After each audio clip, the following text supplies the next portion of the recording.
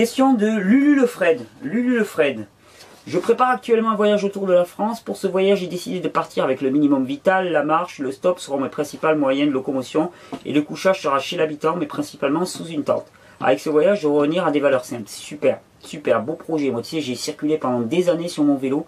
Je fais le tour d'Europe, je suis monté en Europe du Nord, je suis monté au Cap Nord et tout à vélo.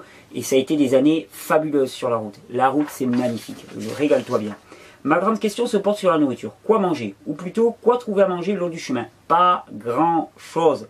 Pas grand chose, et c'est ce qui va te montrer à quel point finalement, une fois que tu auras terminé ton voyage, tu vas vivre ça pour toi, et puis peut-être que ça va te donner envie de planter. Parce que l'urgence, c'est de planter. Parce que notre monde, il est stérile. Il n'y a rien à manger dans nos campagnes. Il est absolument stérile. C'est pour ça qu'il faut apprendre des techniques de permaculture, de plantation, il faut apprendre la botanique, il faut être capable de pouvoir planter bientôt, de planter sans cesse, sans cesse, sans cesse. Il y a vraiment une urgence, et pour moi, toute démarche frugivore, toute démarche crudivore devrait passer par le fait de planter des arbres. Les deux sont liés, c'est pour ça qu'on fait un stage de permaculture, parce que pour moi, s'occuper des arbres, s'occuper des plantes et de les consommer leurs fruits, ça va de pair, ça va ensemble. Il y a quelqu'un là qui fait des vidéos sur YouTube que j'aime beaucoup. Je retrouve pas son prénom. Par contre, il a lancé quelque chose. Si vous allez sur YouTube, vous tapez Fruits Invasion. Attends, je te demande une seconde parce que je vais retrouver son nom. Je vais retrouver son nom parce qu'il est vraiment agréable. Alors, Fruits Invasion.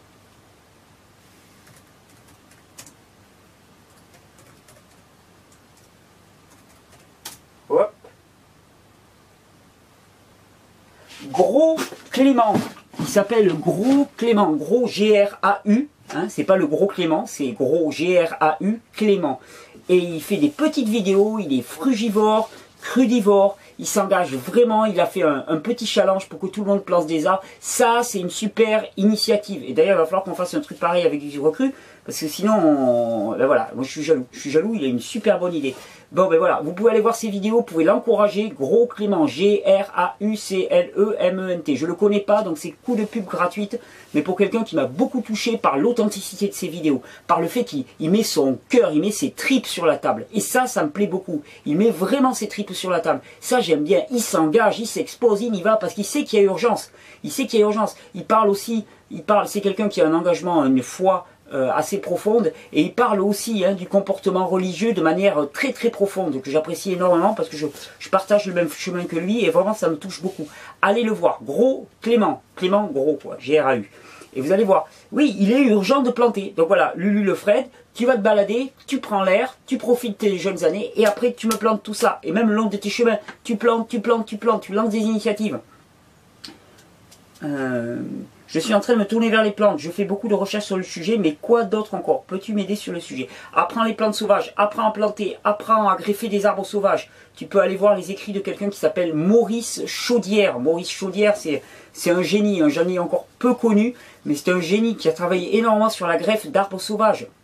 Et tu vas te former, va apprendre la permaculture, va apprendre toutes ces techniques, et tu vas voir, c'est riche, c'est riche, c'est riche. Voilà Lulu le Fred, bonne balade, et si tu passes par le sud, t'es le bienvenu. T'es vraiment le bienvenu. Question d'Emmanuel. Une personne de mon entourage est sensibilisée à l'alimentation crue pour la guérison et tous les petits maux de civilisation dont elle souffre. Chouette. Elle commence à introduire massivement le cru, mais elle dispose de très peu de moyens financiers. Aïe. Et les fruits sont très chers. Oui, oui, chose anormale, là encore. Et c'est pour ça que toute la bande à Lulu le Fred, on s'y met, on plante. Là, chez nous, là, on vient de semer 2000 m² quasiment. Je veux dire, il faut y aller. Venez au stage de permaculture, apprenez la permaculture, formez-vous. Il y a énormément de ressources sur le net. Et plantez. Intéressez-vous au mouvement des incroyables comestibles qui consiste à planter des lieux communs. Des lieux qui sont communs aux gens, c'est-à-dire des plates-bandes, des choses abandonnées. Et pour faire pousser à nouveau l'abondance. Parce que c'est fou. On a manifesté un monde de rareté alors que notre nature propre c'est l'abondance. Il n'y a rien qui soit sous forme de rareté dans la nature. Il y a une surabondance. Mais notre folie, notre mental qui est complètement laissé pour lui-même a réussi à créer un monde de rareté. Quand je passe les yeux par la fenêtre, qu'est-ce que je vois? Je vois un désert, je vois la mort. Mais c'est de la folie. C'est absolument pas ce que l'on doit vivre, c'est une illusion, c'est l'illusion de notre mental. Si on sort de notre mental, si on remet les bonnes priorités, on n'a qu'une chose à faire, planter, planter, planter, planter, planter, planter sans cesse. Créer l'abondance, c'est notre seule urgence. Si on veut sauver notre peau, c'est dans les champs que ça se passe, c'est en plantant des arbres. On doit retourner aux arbres. Pour ceux qui ont pas lu, il y a un livre fabuleux de Roy Lewis qui s'appelle « Pourquoi j'ai mangé mon père ?» qui est excellent, qui est comique à un point extraordinaire. C'est un petit livre qui raconte l'arrivée du feu dans une famille d'hommes préhistoriques, et qui raconte comment finalement il y a des luttes, il y a ceux qui veulent revenir aux arbres, et puis il y a ceux qui veulent la modernité. Eh bien la modernité, c'est aussi le culte du mental et le culte de la rareté. Regardez ce monde qu'on s'est créé. Si on en était à l'accomplissement de l'être humain, regardez à quel point nous sommes débiles et dégénérés dans notre physique, débiles et dégénérés dans nos émotions, débiles et dégénérés dans notre spiritualité. On a perdu tout lien, on démissionne face à des petits tyrans qui sont ridicules. Nos petits tyrans. Est-ce que vous avez vu sur le trône, qui est-ce qu'on a mis? Sur le trône, il devrait y avoir Dieu, une force colossale qui nous guide à chaque instant, qui nous dit où aller. Et sur le trône, qu'est-ce qu'on a mis? Mais on a mis un tout petit tyran. C'est même pas un bébé. C'est même pas un bébé qu'on a mis. On a mis un tout petit enfant, mais colérique, et finalement qui a peur. Il a juste peur, cet enfant. Et c'est à nous de le prendre, de le rassurer et de remettre la vraie personne qui doit être à sa place, de remettre le roi sur son trône. Il est temps de remettre le roi sur son trône. Revenez ici, revenez à l'intuition. Et voyez à quel point on vit dans des déserts. Voyez à quel point un parking de supermarché, c'est improductif. On ne peut pas vivre là-dessus. Ça ne peut pas fonctionner, ça ne peut pas perdurer. Alors, pardon. Et les fruits sont très chers. Mais oui, enthousiasmé. C'est les jus là, 3 semaines au jus là. En plus, je viens de faire un petit jus d'ananas. Fabuleux. Allez, on reprend quelques heures après. Une petite pause là, j'ai pas pu enregistrer hier soir.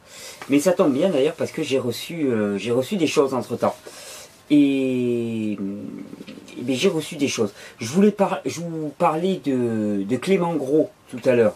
Il m'a envoyé un petit message et j'avais envie de vous le lire parce qu'il est important. Et parce que je l'ai trouvé très fort et parce qu'il disait en une ligne ce que moi je mets des heures à vous raconter.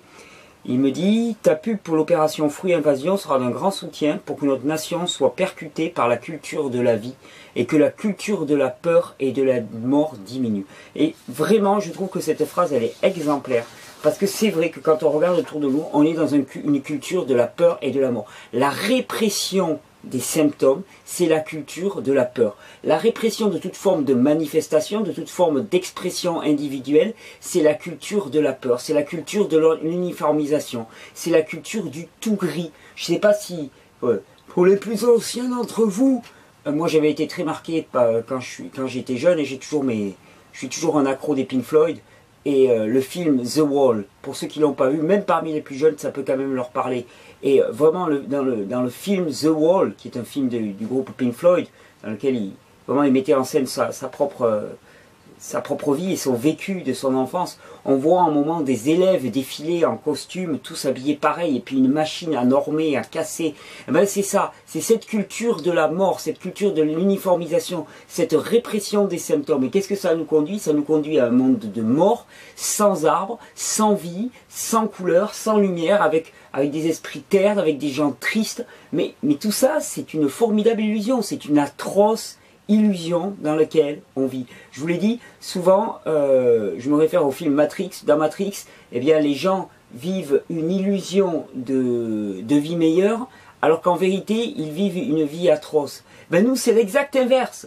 On vit une illusion de vie atroce, mais c'est exactement ce que l'on voit actuellement, c'est-à-dire les maladies physiques, le désordre psychique et émotionnel, les terres qui s'appauvrissent. On vit là-dedans, mais en fait, notre vie réelle, notre vie pleine, et qui est juste au bout du doigt. L'interrupteur est juste au bout du doigt. On peut allumer la lumière. On vit dans une atmosphère extrêmement sombre, mais on peut allumer la lumière. L'interrupteur est juste au bout du doigt. Eh bien, notre vie réelle, c'est une vie d'abondance, de générosité, de fruits à donner.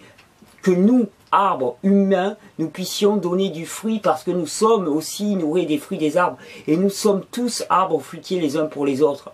Donc c'est pour ça que je soutiens son action et c'est pour ça que je le salue à nouveau avec énormément de respect. Tenez.